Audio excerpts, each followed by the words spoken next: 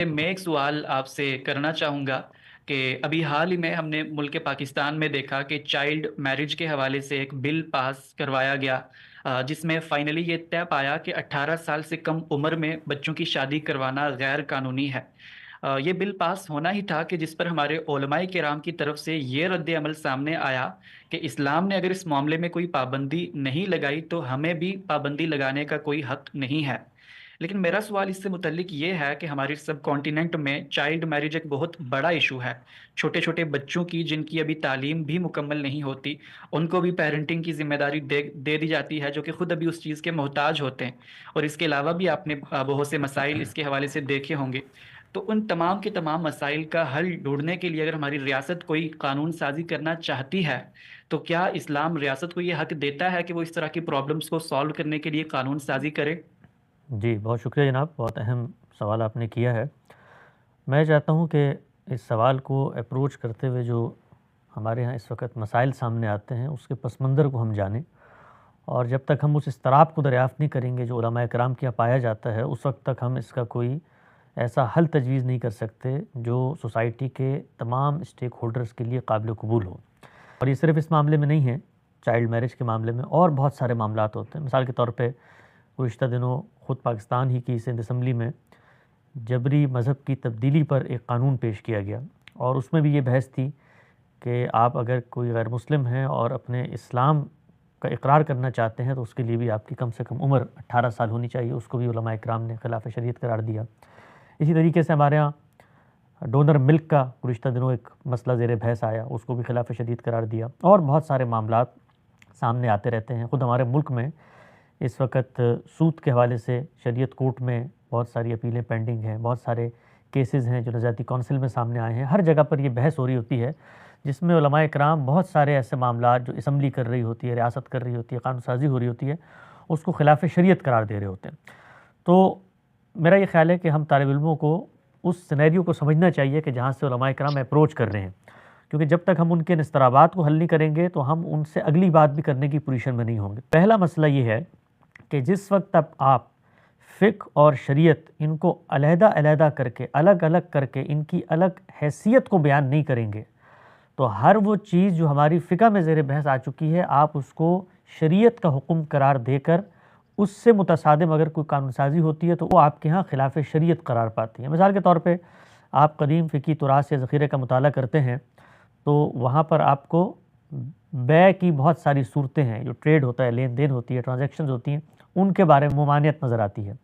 तो हमारे उलमाए किराम उसको वहाँ पढ़ते हैं और पढ़ने के बाद जो जदीद सूरतें हैं उन पर उनका इतलाक़ करके बताते हैं कि ये चीज़ खिलाफ शरीयत। मिसाल के तौर पे बै सलम है, यानी आप कोई चीज़ पैसे दे देते हैं लेकिन उसमें जो चीज़ आनी है, जो मबी है, वो अभी तक आपके पास नहीं आया। तो एक चीज़ गैर मुतवक्के है कि कैसी आएगी तो उसके अंदर कोई ज़र्र-ग़र्र का पहलू ना हो, तो उसको सद्द-ज़रिया के उसूल पे हमारी फ़िक़्ह ममनू करार दे देती है। इसी तरह की बहुत सारी और चीज़ें हैं। मिसाल के तौर पे या आपके यहाँ जो मालियात के अंदर मुख्तलिफ़ ट्रांजैक्शन होती हैं, आप कोई चीज़ ख़रीदते हैं तो मिल्कियत किसके पास है, हक़ तसर्रुफ़ किसके पास है। तो हमारे यहाँ मॉडर्न डे के जो इस वक्त ट्रांजैक्शन मोड हैं, बैंकिंग सिस्टम है, मॉर्टगेज के सिस्टम हैं, उनमें भी इस तरह सामने आता है कि भाई घर तो अगर बैंक ने आपको दे दिया तो मिल्कियत उसकी थी, तो आप कैसे रह रहे हैं, आप रह रहे हैं तो उसमें अगर कोई नुकसान होता है तो उसकी ज़िम्मेदारी किसको होगी। तो बहुत सारे मसाइल हैं, इंश्योरेंस के मसाइल हैं, और ये हमारे यहाँ आज़ा की पैवंदकारी के मसाइल हैं, खून को डोनेट करने के मसाइल हैं। इन सब में उलमाए किराम जिस इस्तराब में खड़े होते हैं, जो जदीद माशरत या तहज़ीबी रिवायत या तमद्दुन के तकाज़े हैं, वो ये है कि इन चीज़ों को दीन ने खिलाफ इस्लाम करार दे दिया, लिहाजा इन पर आप कानून साजी नहीं कर सकते। जब हम पूछते हैं कि दीन ने कहाँ करार दिया है, तो उसके जवाब में वो फ़ुक़हा के मुख्तलिफ़ अक़वाल पेश करते हैं कि फ़लाँ फ़क़ीह ने इसके बारे में ये लिखा है कि ये जायज़ नहीं है। यही यहाँ पर होता है कि वो ये कहते हैं कि आप फ़ुक़हा का ज़ख़ीरा उठा लें, तो हर जगह पर वो निकाह के लिए कहीं भी रुश्द की या मिसाल के तौर पे ज़हनी पुख्तगी की या अक़ली बुलूगत की शर्त को बयान नहीं करते। वो तो जो चीज़ बयान करते हैं वो प्यूबर्टी का ज़हूर है, वो जिस्मानी बुलूगत है। वो अगर 12 साल की उम्र में हो जाए तो आदमी काबिल निकाह हो जाता है, और अगर वो नहीं हो तो काबिल निकाह नहीं रहता। तो ये एक कशमकश है, ये एक ऐसा जिसको आप कहते हैं कि ज़हनी और फ़िक्री तसादुम है कि जिसको अगर हल नहीं किया जाएगा तो उस वक्त तक डायलॉग नहीं हो सकता, गुफ्तगू नहीं हो सकती उलमा इकराम से। तो पहले मरहले में हमें उन्हें ये बताना है कि जो कुछ आपकी फ़िक़्ह है, इस फ़िक़्ह में आपने हमें ये दरियाफ्त करके बताना है कि जो आरा फ़ुक़हा ने अपनाई हुई हैं उनकी बिना इस्तदलाल क्या है। क्या उनकी बिना इस्तदलाल दीनियाती है, यानी सोर्सेस से किसी चीज़ को अख़ज़ करके वो ये नुक्ता नज़र बयान कर रहे हैं कि दीन इस्लाम में तो बुलूगत जिस्मानी ज़ेर बहस है, रुश्द वहाँ पर असलन ज़ेर बहस ही नहीं है।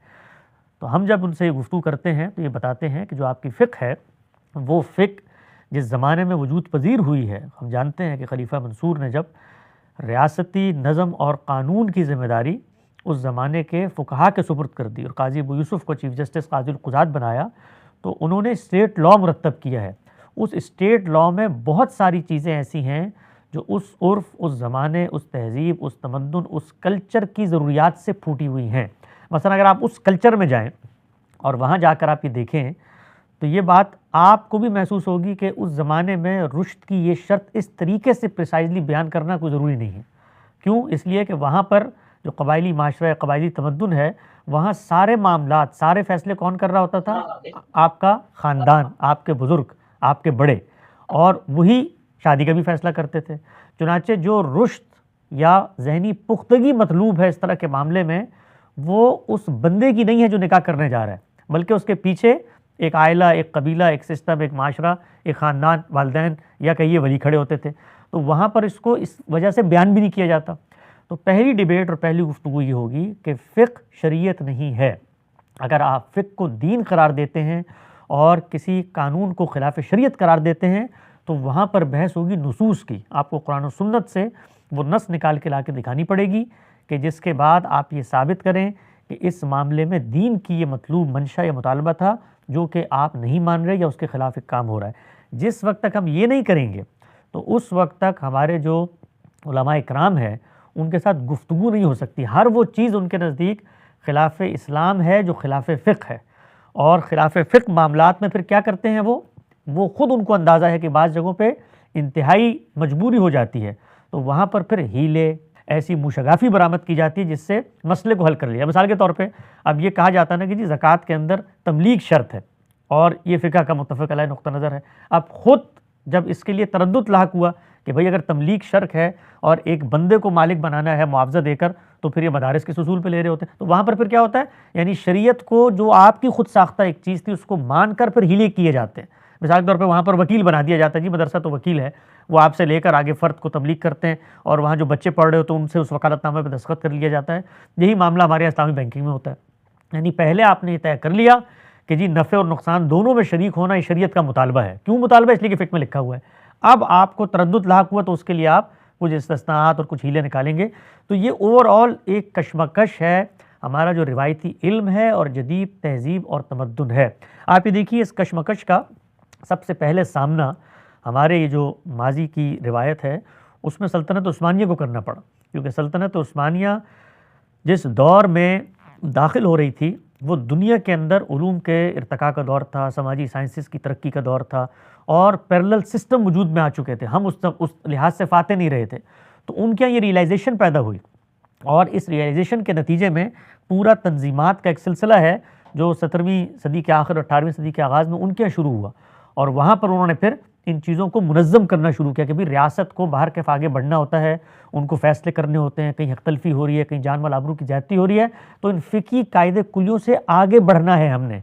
तो आप ये देखिए कि उन्होंने जो उस ज़माने में बोर्ड बना है जिसको कहा जाता है अहकामुद्दौलिया उस्मानिया, तो उसके अंदर उन्होंने बाकायदा एक निकाहनामा मुरतब किया। अब कोई सवाल पूछे कि फ़िक़्ह के अंदर या शरीयत के अंदर कहाँ ये शर्त लिखी हुई है कि निकाहनामे के बगैर नहीं होगा, तो सब ये मानेंगे कि तमद्दुन की तब्दीली से इस चीज़ का हक़ रियासत को पहुँचता है कि एक चीज़ को बाकायदा इंज़िबात में लाया जाए, एक कानूनी दस्तावेज़ बने, उसके ऊपर रियासत उसकी मोहर तस्दीक सब्त करे। तो वहाँ पर पहली दफ़ा ये निकाहनामे का तसव्वुर सामने आना शुरू हुआ। इसी तरीके से ख़ुद सल्तनत उस्मानिया में जो फैमिली कोड बना है, जो वहाँ का जिसको आप कहते हैं ना हुकूकुल आइला उस्मानिया, कि जिसमें आइली कवानीन का उन्होंने मजमूआ बनाया 1917 के करीब, तो उसके अंदर ख़ुद उन्होंने शर्त तय की कि शादी के वक्त मर्द की उम्र 18 साल होनी चाहिए है और ख़ातून या बच्ची की उम्र 17 साल होनी चाहिए। तो उनको तय करना पड़ा। क्यों तय किया? अगर फ़िक़्ह के अंदर ये खिलाफ शरीयत चीज़ थी। हालांकि उनका जो दस्तूर, उनका जो कानून था वो तो मबनी ही फ़िक़्ह पे था, यानी उनका स्टेट लॉ थी ही फ़िक़्ह हनफी।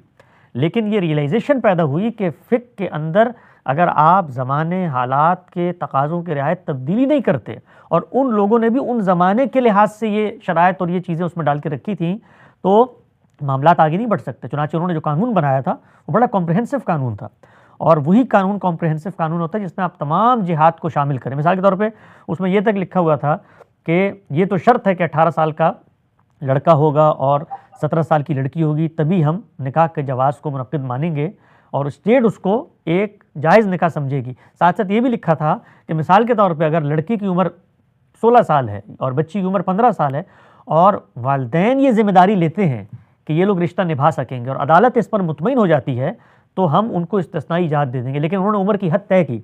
तो सवाल ये है कि अगर शरीयत के अंदर उम्र की हद तय करना ममनुआत में से था, तो ये कैसे तय की? अब इसको भी समझें कि जिस वक्त हम ये कहते हैं कि निकाह के लिए रुश्त या ज़हनी और अक़ली पुख्तगी ज़ेर बहस आएगी, तो इस चीज़ की बिना इस्तदलाल क्या है? ये तो फ़िक्र में कहीं ज़ेर बहस नहीं आ रही। तो इसकी बिना इस्तदलाल वो मुसल्लमा अक़ली मुक़द्दमात हैं। यानी ये चीज़ भी अक़ली मुक़द्दमा है कि निकाह उस वक्त होगा कि जब बुलूगत हो। क्यों? इसलिए कि हमें पता है कि निकाह के बाद जिस्मानी ताल्लुक़ कायम करना है। वो ताल्लुक़ कायम होगा तो अक़ल और फ़ितरत ये कहती है कि इंसान को जिस्मानी तौर पर इस काबिल होना चाहिए है कि वो फितरी तौर पर इस ताल्लुक़ को कायम करने की उम्र को पहुँच चुका है। इसी तरीके से निकाह किस चीज़ का नाम है? निकाह नाम है दो लोगों का सोसाइटी में अलल ऐलान साथ रहने का एक मुआहिदा कर लेना। उसके नतीजे में औलाद पैदा होगी, जिम्मेदारियाँ होंगी, नान नफ़का होगा, औरत की कफ़ालत, हिफाजत, ये सब चीज़ें आपके ज़िम्मे आएंगी। तो वहाँ पर क्या चीज़ ज़ेर बहस आएगी कि बंदा इस काबिल है कि नहीं है। यानी ये जो अक़ली पुख्तगी की या रुश्द की तायीन है, ये निकाह के बुनियादी शराइत में एक शर्त है। ये अगर नहीं पाई जाती तो फिर इसका मतलब ये है कि वो बंदा अमलन निकाह के लिए तैयार नहीं है। आप ये देखिए कि ख़ुद फ़ुक़हा इकराम जो हैं वो दुनिया के जो दीगर मामलात हैं जिसके अंदर दो लोगों ने लेन देन करनी होती है, मिसाल के तौर पर इक़्तिसादियात के मामलात हैं, बुयू के मामलात हैं, उनमें रुश्द को शर्त करार देते हैं और उन बुयू को फासिद मानते हैं जो मिसाल के तौर पर रुश्द की शर्त किए बगैर मुनक़िद कर दी जाए। इसी तरीके से आप कोई माली वसीयत करते हैं तो वहाँ पर भी रुश्द को शर्त मानते हैं। क्यों मानते हैं? इसलिए मानते हैं कि नागुज़ीर अक़ली तकाज़ा है कि जिस वक्त तक हम ये ना कबूल करें कि मामला करने वाले ज़हनी लिहाज से पुख्ता हैं, उस वक्त तक उनके इन फ़ैसलों की हैसियत को तस्लीम नहीं किया जा सकता। तो ये शर्त वो वहाँ भी मानते हैं। यहाँ तक कि ख़ुद निकाह के मामलात में, निकाह के लिए तो वो शर्त नहीं मानते कि रुश्द हो, लेकिन निकाह अगर हो जाए तो नान नफ़की की ज़िम्मेदारी उस शख्स पर डाली जाएगी नहीं डाली जाएगी, वहाँ फिर फ़ुक़हा रुश्द की बहस करते हैं और ये बताते हैं कि जी इस वक्त तो ये अक़ली पुख्तगी की उस उम्र को नहीं पहुँचा, लिहाजा नान नफ़की की ज़िम्मेदारी के बारे में अब सवालात पैदा हो जाते हैं। इसी तरीके से क्या खुला और तलाक का हक़ उसको दिया जा सकता है जो रुश्द की उम्र को ना पहुँचा हो? तो वहाँ पर ये बहस करनी पड़ती। गोया ये एक नागुज़ीर अक़ली और फ़ितरी तकाज़ा है कि जिस वक्त आप निकाह करने जा रहे हैं तो आपको ये देखना पड़ेगा कि निकाह करने वाले शख्स की अक़ली पुख्तगी का क्या आलम है। चुनांचे भी देखिए कि हमारा पूरा इल्म इस चीज़ को मानने के बावजूद कि एक फ़र्द में जिस्मानी बुलूगत आ चुकी है, तब भी कि अलल इतलाक़ इसकी इजाज़त देता है कि वो बाहर निकल के निकाह कर ले। अगर वालिदैन ये कहें कि हम ये निकाह नहीं होने देंगे या ये निकाह नहीं होना चाहिए या इसके ये तकाज़े, तो पूरी की पूरी बहस करनी पड़ी हमारी फ़िक़्ह को वली की इजाज़त के बारे में। क्या वजह थी उसकी? अगर बुलूगत ही शर्त है तो फिर वली की इजाज़त का क्या पस मंज़र पैदा हो जाता है। तो ये सेल्फ़ कॉन्ट्रडिक्टरी चीज़ है। इस पहली चीज़ को मैं चाहता हूँ बहुत अच्छी तरह से हम सब लोग समझें और उलमा तक ये कम्युनिकेट करें कि आपका मसला ये नहीं है रुश्द की उम्र, आपका मसला ये नहीं है मिसाल के तौर पे अज़ा की पैबंदकारी, आपका मसला ये नहीं है मिसाल के तौर पे खून अतिया करना, आपका मसला ये नहीं है मिसाल के तौर पे ये बुयू की जदीद सूरतों और बैंकिंग सिस्टम को कबूल करना। आपका प्रॉब्लम ये है कि आप एक ख़ास दौर के स्टेट लॉ को शरीयत समझ के आज हमसे मनवाना चाहते हैं। ये काम हम करने के लिए आमादा नहीं है और माशरे आमादा नहीं है, इसलिए कि इस सूरत में आपको सोसाइटी को पीछे धकेलना पड़ेगा। सोसाइटी इस जगह पर खड़ी हुई है कि हम रियासत को वजूद पजीर करते हैं। क्यों? इसलिए कि वो हमारे जान माल आबरू का तहफ़्फ़ुज़ करे और हक़ तलफ़ी को रोके। तो अगर रियासत इन मामलात में हक़ तलफ़ी को रोकने के लिए कानून साजी का इख्तियार नहीं रखती तो फिर मैंने रियासत वजूद पजीर क्यों की है? तो ये कशमकश है। इस वजह से हम ये कहते हैं गामदी साहब जैसे बड़े लोग कि आपको रिकन्स्ट्रक्शन करनी है अपनी मजहबी फ़िक्र की। आप इसको रिकन्स्ट्रक्ट नहीं करेंगे तो आपका दीन इस समाज से गैर मुतल्लक होकर रह जाएगा और वो दीन भी नहीं है जिसको आप दीन बनाकर पेश कर रहे हैं। इस कशमकश का ख़ात्मा बहुत ज़रूरी है। मेरे नज़दीक जब तक ये ख़ात्मा नहीं होता उस वक्त तक उलमा से इस तरह के मामलात में डायलॉग नहीं हो सकता। वो जिस पस मंज़र में खड़े हैं उस पस मंज़र में उनके नज़दीक हर वो चीज़ शरीयत है जो फ़िक़्ह के अंदर आ गई है। लिहाजा इस कानून पर अमल दरामद भी होना चाहिए, एक कॉम्प्रिहेंसिव कानून भी बनना चाहिए, और जो मौजूदा हमारे यहाँ तसव्वुर है कानून साजी में उजलत पसंदी का, वो भी नहीं होना चाहिए। यानी एकदम से किसी हाई कोर्ट ने ऑर्डर किया तो आपने बगैर आगे पीछे देख के कानून बना दिया। कानून को अहाता करना चाहिए इंसानों के अहवाल का। इस वक्त जो मौजूदा कानून है उसमें इन चीज़ों का उस दर्जे में अहाता भी नहीं किया गया। मिसाल के तौर पे ये कोई यानी ख़ुद अपनी ज़ात में आलमगीर सदाकत नहीं है कि रुश्द की उम्र 18 साल तक पहुँच जाती है। तो ऐसे कुछ कायदे होने चाहिए कि जिसमें मिसाल के तौर पर कोई बाप है, वो कैंसर से मर रहा है, उसके बच्चे की उम्र 17 साल है, वो चाहता है कि वो जाने से पहले उसकी शादी कर ले, तो दीनी लिहाज से, अक़ली लिहाज से इसमें कोई हर्ज नहीं होना चाहिए। तो ख़ुद इस कानून को बनाते हुए इसके अंदर उन तमाम कंडीशंस को शामिल करना चाहिए जो कंडीशन इंसानों के अहवाल की मुताबिकत से रूबअमल होती है। शादी के मामले में भी हम ये कहते हैं कि जो इन मुल्कों में, अमेरिका वगैरह में, बाकी जो इस वक्त यूरोप के ममालिक हैं, वहाँ दूसरी शादी पर अलग इतलाक़ पाबंदी लगा दी गई है। नहीं, उसके बारे में भी ये देखना चाहिए है कि ये कहीं एक नागुज़ीर अक़ली और फ़ितरी ज़रूरत तो नहीं बन जाती। अगर बन जाती है तो उन मामलात में रियासत को, कानून को आगे बढ़कर उन लोगों को राह देनी चाहिए। ये देखिए, आप जब ये राह नहीं देते तो फिर सोसाइटी खिलाफ कानून अंडरग्राउंड काम करना शुरू कर देती है। तो कानून का मकसद होता है कि वो लोगों को साथ लेकर चले। तो इस तरह के जो कवानीन हैं वो ज़रूर बनने चाहिए। रुश्त निकाह के साथ जुड़ा हुआ है, रुश्त ही है जिससे निकाह का इदारा कायम होता है। उसकी तायीन ये दीन का मौजू नहीं है, ये इंसानी अक़ल का मौजू है। इस तायीन में हालात, तमद्दुन, ये सब चीज़ें इख्तलाफ पैदा कर सकते हैं। इस तरह के कवानीन में और इस तरह रुश्त का फ़ैसला करने में माहिरीन नफ्सियात का सहारा लेना चाहिए। ये उलमा का दायरा नहीं है कि उस मौजू पर बात करें।